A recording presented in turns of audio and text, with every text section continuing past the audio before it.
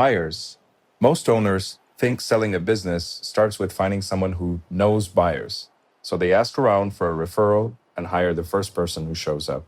That is the wrong frame entirely. The real question you should be asking isn't who knows buyers, but rather which buyer universe you want access to, and if you are actually ready to enter that specific process. A broker, an investment banker, and a deal flow platform do not just charge different fees because they actually expose your company to fundamentally different markets. One path gets you individual operators browsing a listing site, while another gets you private equity firms in a formal auction, and the third gets you off-market institutional conversations before you have even committed to anything.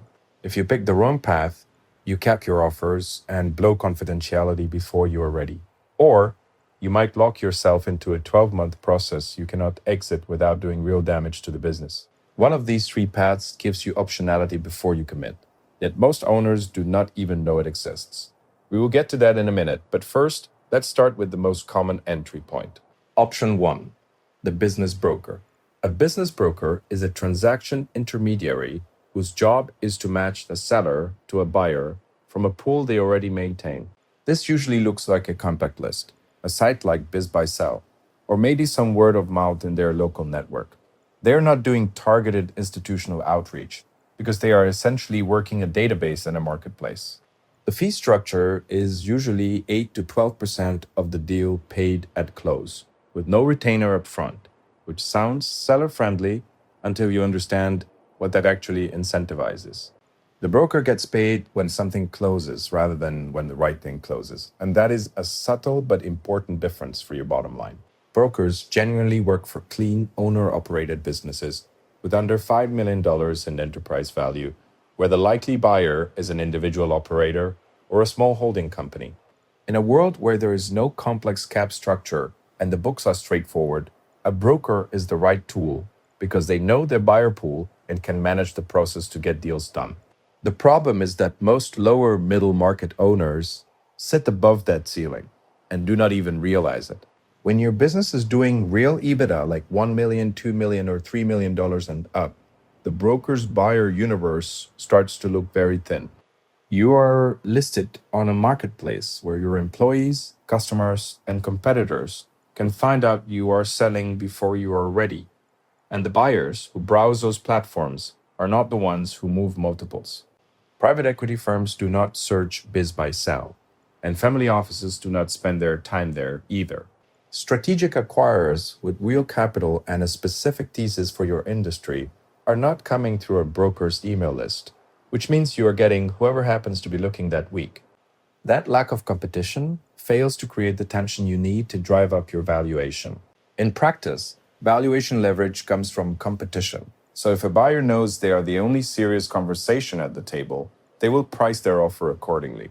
Without multiple qualified buyers moving in parallel, you're negotiating from a weak position, and the broker's incentive to close any deal at all does not help that dynamic. None of this makes brokers bad, but they are built for a specific deal size and a specific buyer type. The mistake is using a Main Street tool for a lower middle market transaction. If your EBITDA is north of $1 million and you have a real business with defensible margins, the broker's buyer pool is likely leaving money on the table. And you will never know it because you never saw what the other market would have offered. So, if brokers are for Main Street, what happens when you move upmarket and into a formal process? Option 2, the investment banker.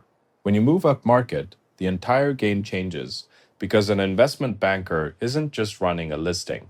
They are running a high-stakes formal process that involves a confidential information memorandum, a curated shortlist of buyers, and multiple rounds of letters of intent. This is M&A exactly how institutional buyers expect to see it, and it operates with a level of precision that a standard broker just can't match. The buyer universe shifts completely when you take this route. Instead of individual operators browsing a public marketplace, you are sitting in front of private equity firms with massive capital to deploy, and family offices running formal deal programs. These buyers move multiples, and when you get 3 of them competing for the same company, that tension drives your price up in a way a broker's buyer pool simply cannot replicate. The fee structure reflects the sheer weight of the engagement. Bankers charge a retainer upfront, which is typically several $1,000s a month, plus a success fee in the 4 to 8% range once the deal closes. That retainer isn't just a revenue line for the banker, but rather a signal that they only take deals they believe will actually close. If a banker agrees to represent you, that is already a form of market validation because it shows a professional believes your business is worth their time. Bankers genuinely win when they represent companies with $2 million or more in EBITDA and clean financials. The process is engineered to extract the maximum multiple from the market. And when the business has a clear growth narrative and an owner who is ready to go, it works. Competitive processes with institutional buyers regularly produce outcomes that would be impossible in a quieter, less structured sale. However, the reality of this process is something most owners underestimate. You are looking at 9 to 18 months from the day you sign the engagement letter to the day you actually close the deal. During that massive window of time, your management team is running buyer calls and preparing data rooms while also trying to run the actual business. It consumes your bandwidth in a way that is hard to fully appreciate until you are stuck inside of it. Confidentiality risk also starts to compound as you move through the funnel. A banker process involves distributing your information to a meaningful number of buyers. And more parties involved means more surface area for information to leak out. Employees hear things, customers start asking questions, or a competitor finds out you are in the market. That isn't just a hypothetical risk, but a routine feature of broad auction processes that you need to price in before you launch. The harder issue to deal with is the commitment trap. Once you engage a banker and go to market, you are all in, and there is no graceful way to pause halfway through. If you pull back mid-process because you aren't ready or you don't love the offers, you have effectively burned that market. Buyers who passed on you once are much harder to re-engage later. And in a small industry, the fact that you didn't close follows you into your next attempt. The formal investment banking process is powerful for the right owner at the right moment. But the problem is that it's built for someone who has already made up their mind. If you are still exploring what your business is worth or trying to understand what institutional buyers think of you, a full banker process is the wrong entry point. You would be making a 12-month commitment just to answer questions you could have answered in a few simple conversations. This raises an obvious question for any founder. What if you want access to that institutional buyer market without locking yourself into a grueling process just to get there? Option 3, the deal flow platform. This is the category most owners don't even know exists. And it is the one you really need to understand before you make any other moves. A deal flow platform is not a broker or a banker. It doesn't list your business on a public site. It doesn't run a formal auction. And it doesn't require you to commit to a sale just to see what's out there. What it does is run direct, targeted outreach to private equity firms and family offices on your behalf. These are buyers who aren't browsing public listings because they don't have to. So the platform brings your company to their attention without putting you in a public marketplace. Get Deal Flow operates exactly this way. The outreach is specific and targeted to buyers whose acquisition criteria actually match your company's profile, including your industry, your EBITDA range, and your geography. The buyers receiving that outreach are looking for deals that fit their specific thesis. So you aren't just hoping the right person stumbles across a listing. You are being put directly in front of people who are actively trying to deploy capital into businesses just like yours. The cost to you as a seller is zero. There is no retainer, no success fee, and no long-term engagement agreement to sign. That isn't a promotional gimmick, but rather a result of how the model is structured, because the platform operates on the buyer side of the equation. The buyer universe here is meaningfully different from what a broker can reach. These are institutional-grade groups with committed capital and the infrastructure to move through diligence and close a deal quickly. The independent sponsors in this network are often former private equity professionals running their own acquisition programs. These family offices are writing checks without the quarterly fund pressure that drives some private equity timelines, meaning they aren't tire kickers, but people looking for off market, founder owned businesses. Confidentiality holds up throughout the entire process. There is no public listing and no information distributed to a broad list. So you control exactly who gets information and when they get it. Your employees won't find out because a competitor stumbled across a public page, and your customers won't start wondering about the future of the company. The outreach is quiet by design, which protects the integrity of your day to day operations. The core value here is optionality, which is something neither brokers nor bankers are structured to offer you. You can have 10 qualified buyer conversations without signing anything or telling your management team that you're exploring a sale. What you are building through those conversations is real market intelligence regarding who is interested and at what valuation. That is data you simply do not have access to today. And having it changes every decision you make moving forward. Buyers receive a structured deal brief that is professional enough to create real interest, but specific enough to filter for a good fit. It isn't a full memorandum that requires you to open your books to anyone who signs an NDA, making it the right level of disclosure for an early conversation. For owners in the lower middle market with $1 million to $10 million in EBITDA, this is where the model fits most naturally.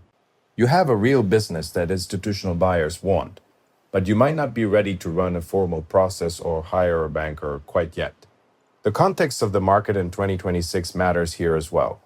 Private equity dry powder is sitting at levels the industry hasn't seen in years, and family offices have expanded their direct investing program significantly.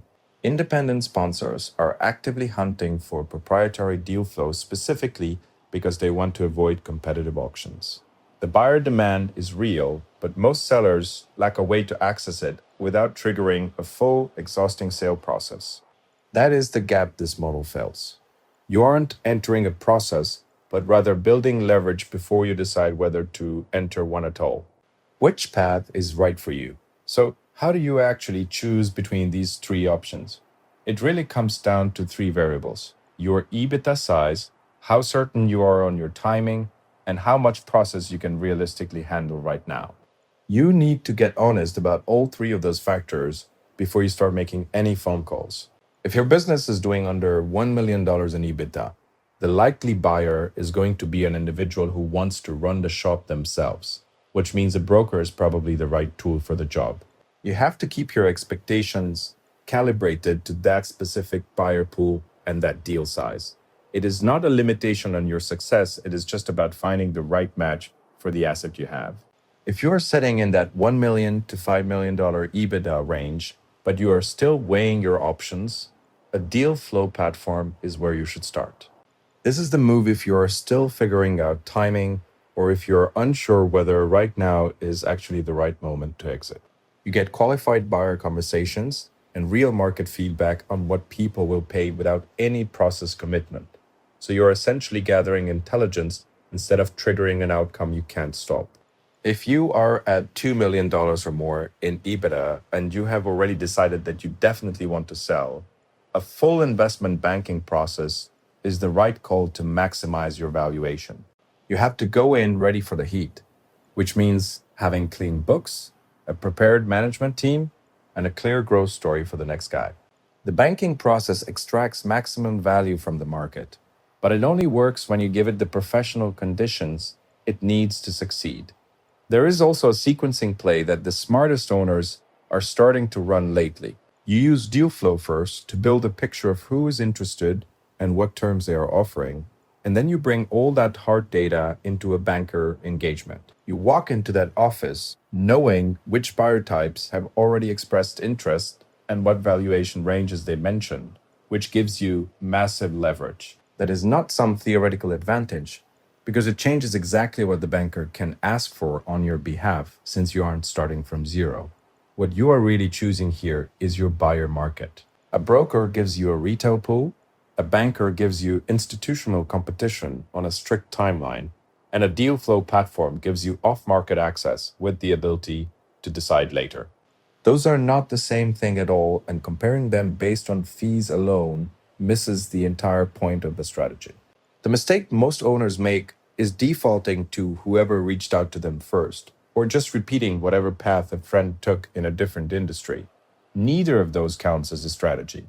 Your situation is specific to your EBITDA and your appetite for a long process, so the path you choose should be built around your numbers rather than borrowed from someone else's bold decision. So, where do you go from here? The real reframe here is that this decision is not about the fees you pay. It is about which buyer universe you want to step into and whether you are actually ready to commit to the intense process that comes with it. Before you call a broker or a banker, you need to answer three questions for yourself. What is my actual EBITDA? Am I certain I want to sell right now? And how much bandwidth do I have for paperwork over the next 12 months? Those three answers will tell you exactly which door you need to walk through. If you are in the lower middle market and you want to understand what qualified institutional buyers actually look like for your specific business, that is exactly why we built Get Deal Flow. You can find out what they would pay and what they are looking for with no cost, no commitment, and no public listing. The link is in the description, so go ahead and start there before you start anywhere else.